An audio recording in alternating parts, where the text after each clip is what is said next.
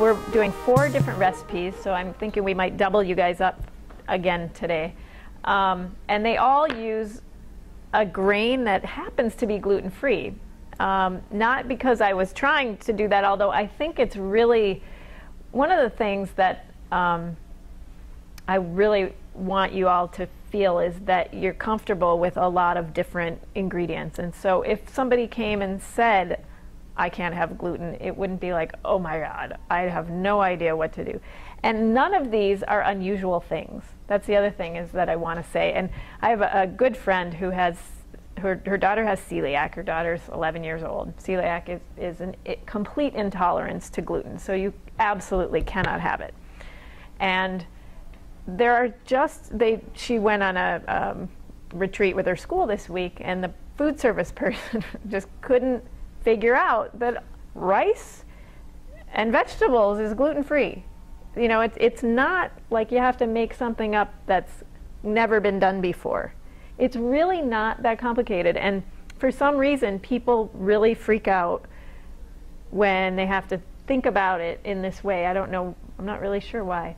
And I think part of it is what I was just talking about. The standard American diet, you know, is pretty based on wheat. But there's really a lot of things that are very readily available that are gluten-free and really good for you and are whole foods. And so part of why I think it's really important to know about grains and use them is because they're in their whole form, and that's just the best way to eat many things as possible. And they're inexpensive ways to eat important nutrients as well. For example, I'm going to go get them so I can show you all. So we've got 4 that we're going to use today. And I bet you all know what they all are. So quinoa is everyone familiar with quinoa? It's more common now. Even 5 years ago, hardly anyone was using it. 10 years ago, when we had our restaurant, I used to use it, and people had no idea what it was. Its origins are in the Andes in South America, although Greg and I were talking, and this is a really interesting sort of global perspective on farming. It's very common in the Andes. It grows, it's the main crop, along with potatoes and corn. Quinoa is everywhere. However, as it's grown in popularity in the United States and Europe, most of what's being grown now in South America is being exported to the countries that want quinoa, mostly to places like health food stores and health-conscious places. And sadly, what's happening in those communities where it's indigenous is that people are no longer eating it themselves because it's more financially viable for them to grow it and sell it than to grow it for themselves to eat. So they're sacrificing their own health, not necessarily knowingly, but they're selling quinoa and then eating pasta from the local pasta factory or buying processed foods instead. It's a kind of an interesting global impact to some of the things that we think are good things for us. But in any case, quinoa is a complete protein. It's highly nutritious. So it's an amazing thing because and it's actually officially not a grain, it's a seed. It's in the beet family, which I think is really interesting. But we consider it a grain, and it cooks like a grain. It cooks really quickly. It cooks in like 18 minutes. So it's a great thing to have on hand because it's so nutritious and it's really fast. So it's one of those things that you can, unlike brown rice, which takes, you have to really have 45, 50 minutes to put it on.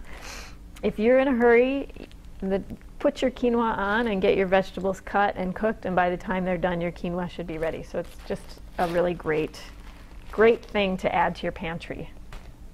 Brown rice we've had before. I think you're probably all familiar with it. Who knows? Who can say what the difference between brown and white rice is? So grain has 3 parts. It has the endosperm, which is the middle. That's the white rice. And then it has the germ and the bran. and those are the outside things that make it more brown. They're also what provide all the nutrients and the fiber in grains. So when we take those off, basically we just get a simple starch. And there's some interesting cultural history around the whitening of rice as well. And my understanding, you seem like maybe you know some history too, but my understanding is that well, obviously brown rice grows this way. Historically, in Asian cultures, whiteness was considered more high society in every way, right? Like the whiter your skin. And so brown rice was considered peasant food.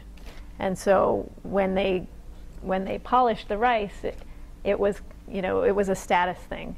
And so eating white rice became a status thing. So indigenous people who grew the brown rice, indigenous people even now in Asia grow brown rice and then haul it to wherever it is to be processed, and then they buy white rice to eat. Interesting irony. But anyway, that's what makes brown rice brown, and that's what makes it nutritious.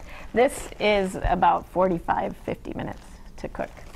Then we have polenta, which is corn. It's cornmeal, but it's ground a little coarser. You can use regular cornmeal to make polenta if you have nothing else.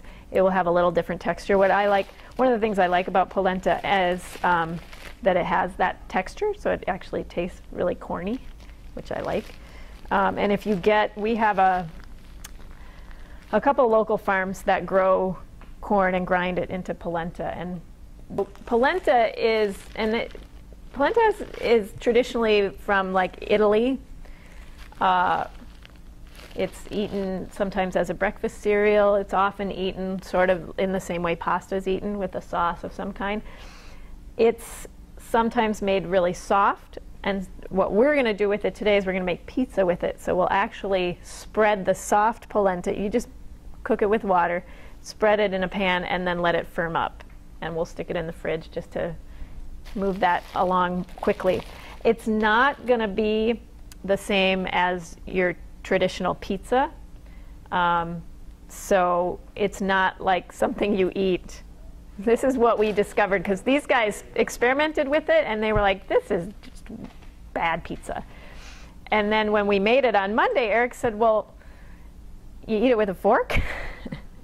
And I said, yeah, you can't really eat it. I mean, it's not really pizza. It's polenta pizza. It's different. And when you sort of realize that it's not going to be pizza, then all of a sudden it's a whole different thing and it's really yummy. So that's that. And of course you all know what these are. And we're going to make granola with these. So I wanted to do something, I wanted to remember that grains are not only savory foods, right? We obviously use grains for all of our baking. We use flours, but we also use oats for granola. And granola is one of those things that's expensive to buy. It's not cheap to make, but it's cheaper to make than to buy, and it's really easy. And so I just wanted you all to realize how easy it is. Oats are simply a grain that's been rolled.